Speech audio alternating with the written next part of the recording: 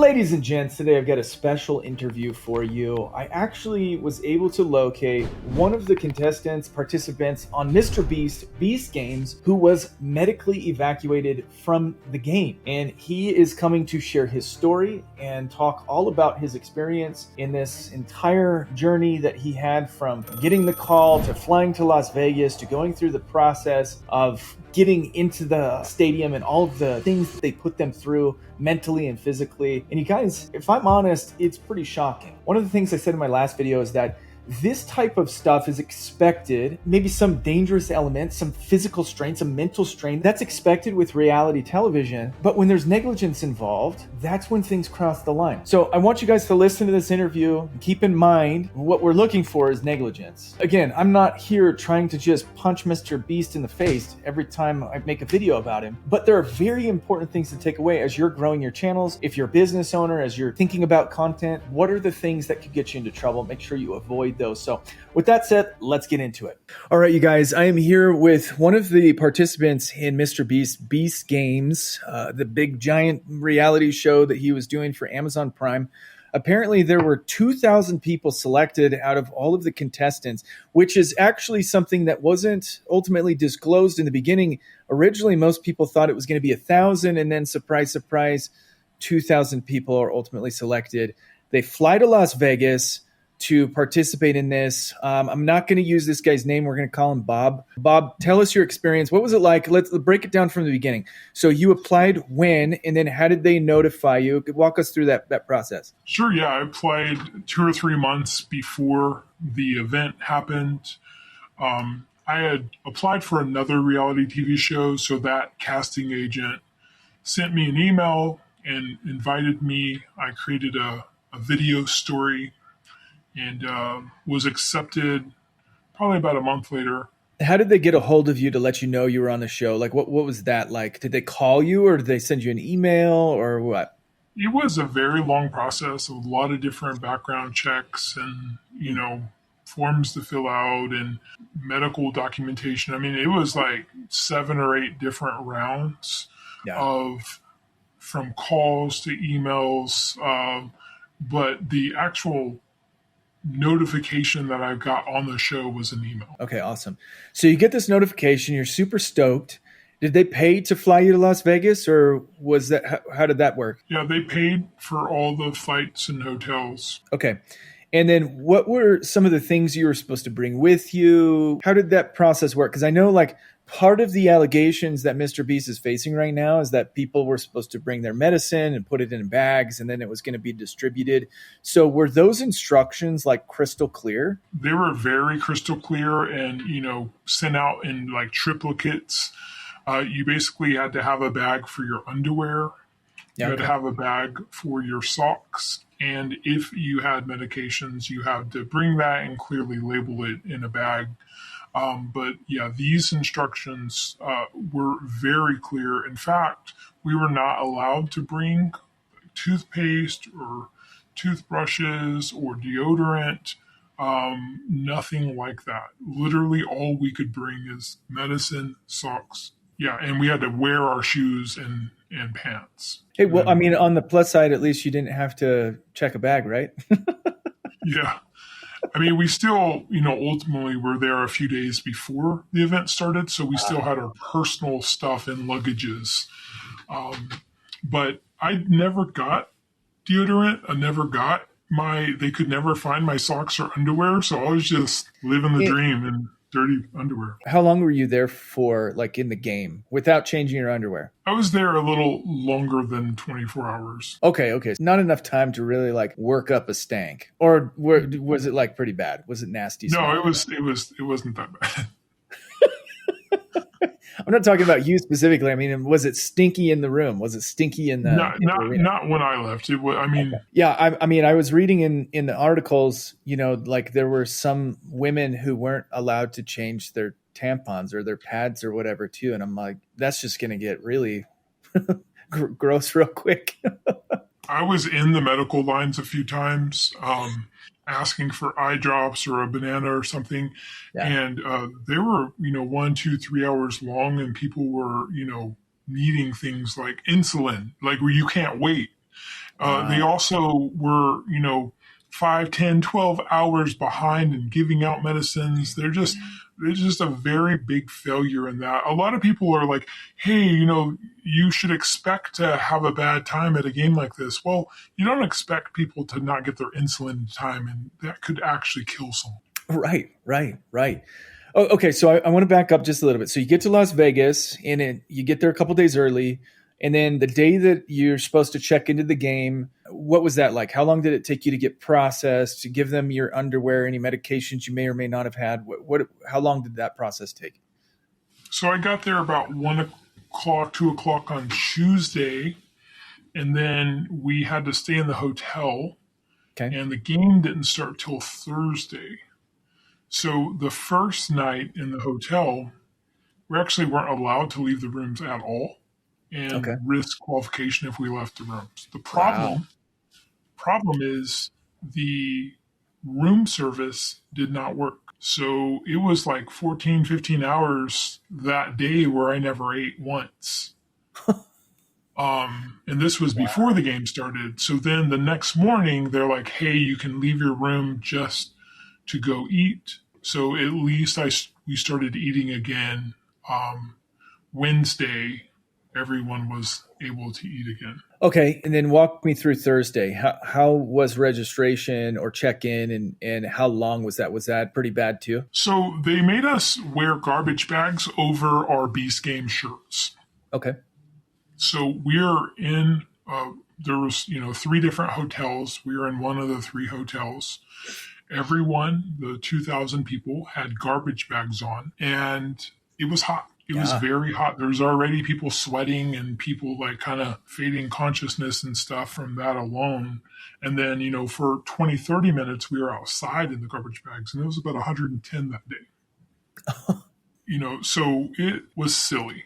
They should have literally just made us wear a t-shirt over it, or gave us a t-shirt, a black t-shirt or something. Yeah. I don't think they really understood that, hey, we're in the desert in a heat wave. Maybe let's not have garbage bags on 2,000 people.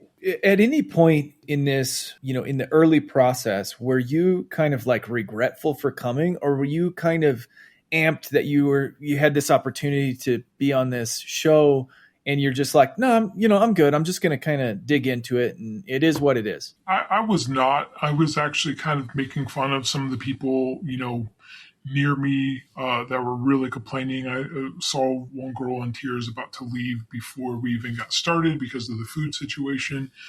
Um, but it definitely should have been a big sign, a big red flag for me.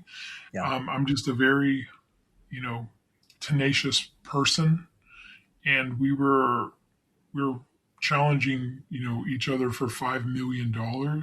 Yeah. So the little things did not.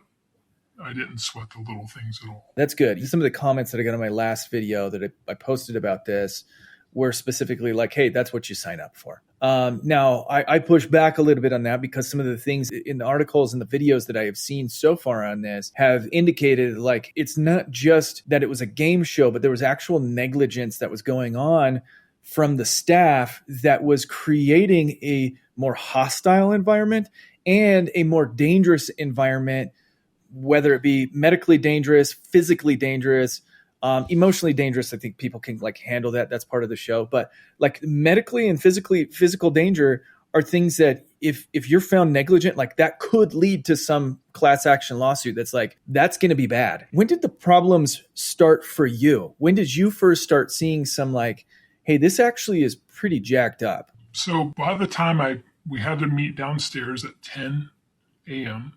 Okay. And by about 9:50, I started thinking to myself, I'm not sure they're prepared today because it seemed very unorganized. We were in a very famous hotel, like 750 people in one hotel in Las Vegas with trash bags on.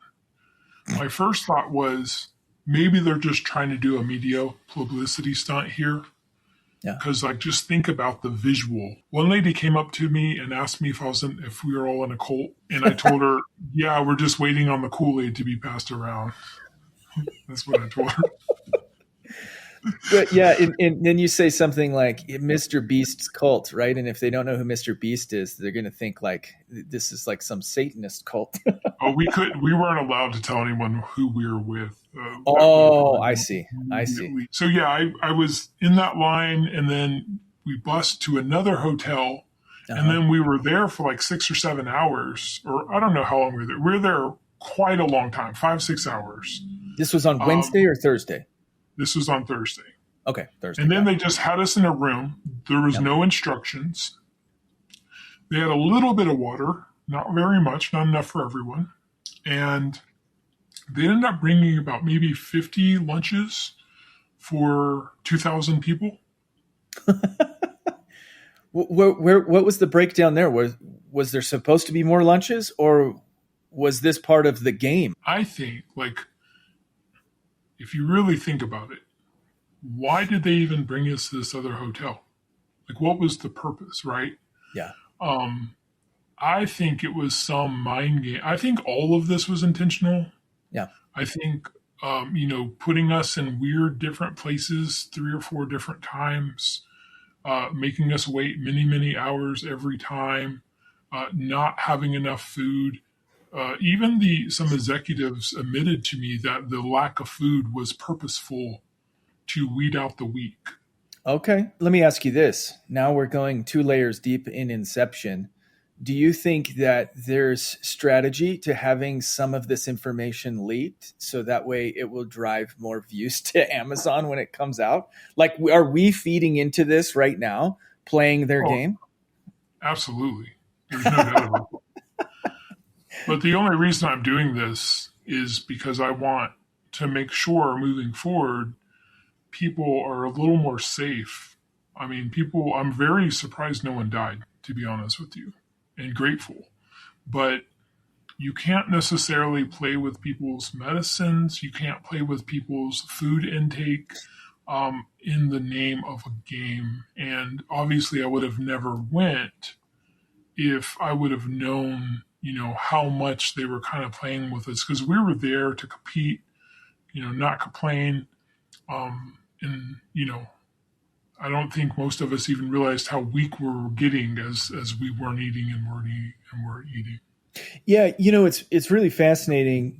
And I have exercised on and off, fasted, and I've gained weight and I've lost weight. Not like gained tremendous amount of weight. I've lost weight a few times, and when your body goes into ketosis, you feel very weak for a while. Then you feel strong again. Obviously, like you go into an emotional state too when you kind of feel like you're starving. Obviously, but when you can get a massive amount of people in a room to kind of turn emotional on each other, that's when the really interesting stuff happens. Okay, when did you start noticing like dangerous things? Like, what were the things that you noticed first that were like, this is over the line? So we got into the stadium. They were bringing people in the stadium for many, many hours.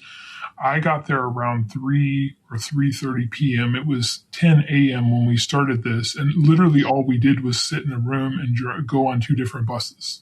Yeah.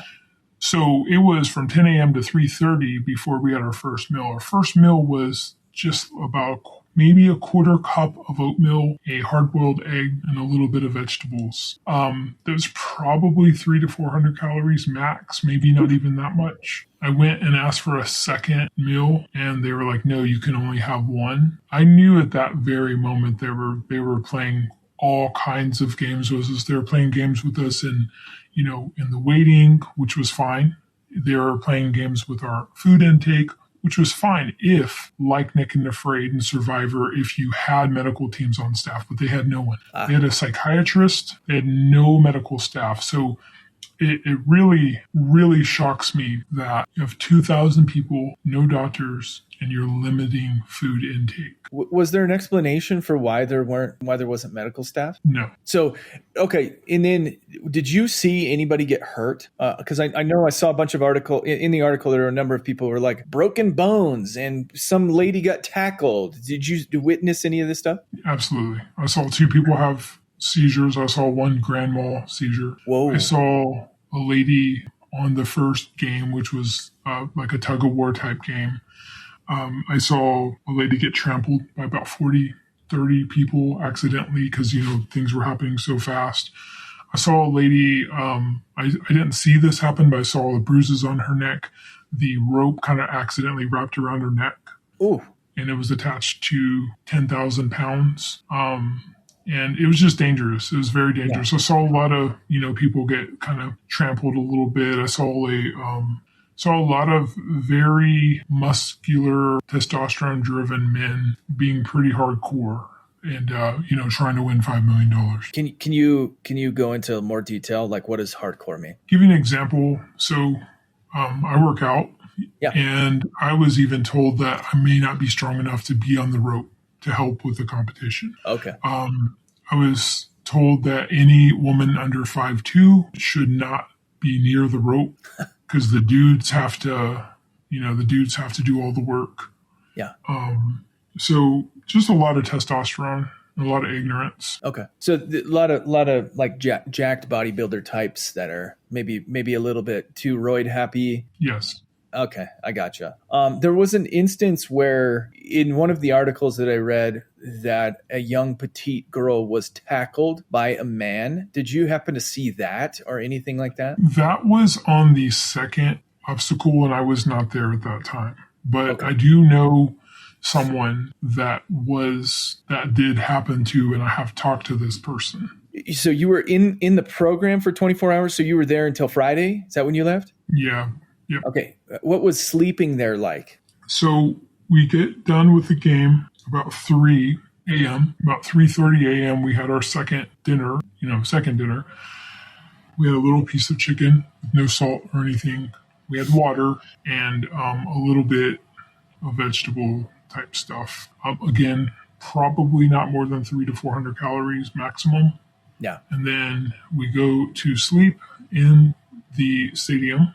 And they give us sleeping bags. And it was, expected, in my opinion. To me, if you break an ankle in a competition, with 2,000 other people, if you get a scraped knee, if you have to sleep in bad conditions, to me, that's all expected. It's $5 million. Sleeping didn't bother me at all. Was there water or Gatorade or anything that was like offered to you guys at all on Thursday throughout the many hours that you were participating in this? So on Thursday, by the time we got to the stadium, water was plentiful. Okay. Not everyone knew that. A lot of people were told to sit down. So a lot of people may have not known there was water all over the place.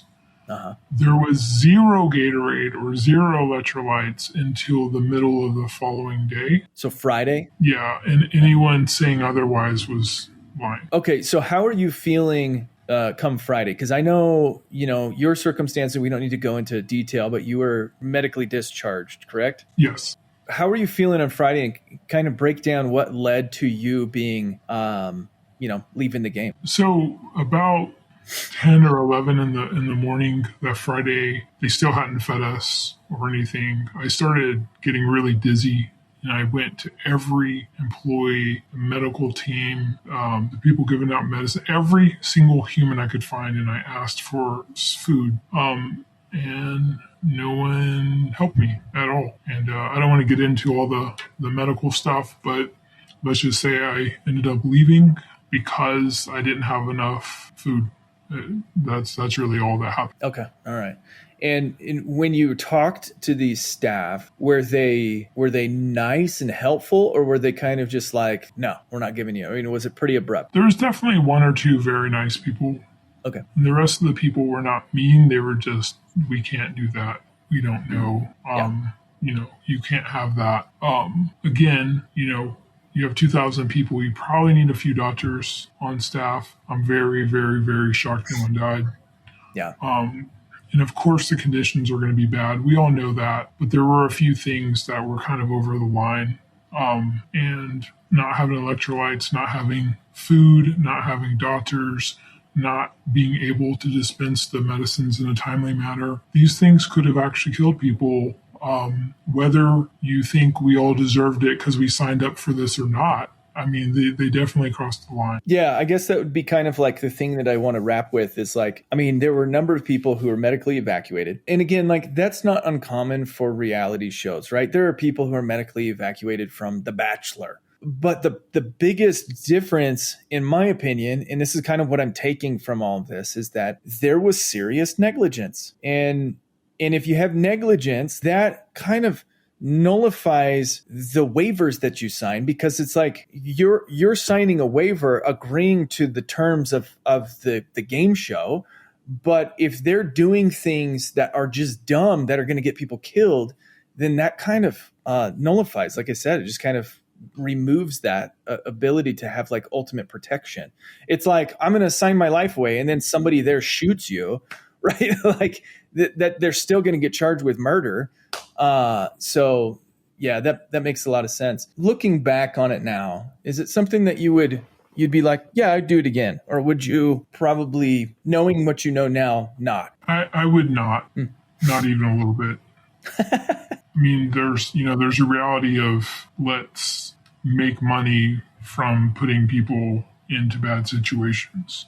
And it's entertaining, very entertaining. I think it's, there's reality TV is very popular for a lot of reasons. I do extreme sports, and I think this is too extreme for me. What is making you want to speak out about it? I really just want some change for the future, and I want there to be a little more intelligence to shows like this. I know that there's going to be millions of copycatting YouTubers to doing series like this. And, I just want there to be a pause and intelligent conversations to be had before you potentially put someone's life in danger. Well, I appreciate you coming and sharing your experience. I talk a lot about Mr. Beast because he's so big and he's got such a huge spotlight cast on him. And there's some things that he does really right in his business. And there are some things that I feel like they could do better on.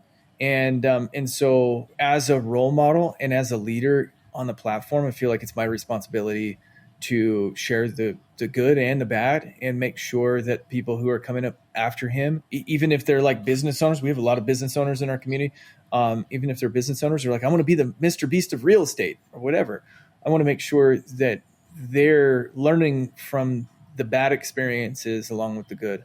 So I appreciate you taking the time to share all that stuff and wish you best of luck. And yeah, we'll be following this story closely, hopefully making more content on it. I might reach out to you later if there are any developments that I want your thoughts on. Cool? Cool. Thank you, Bob.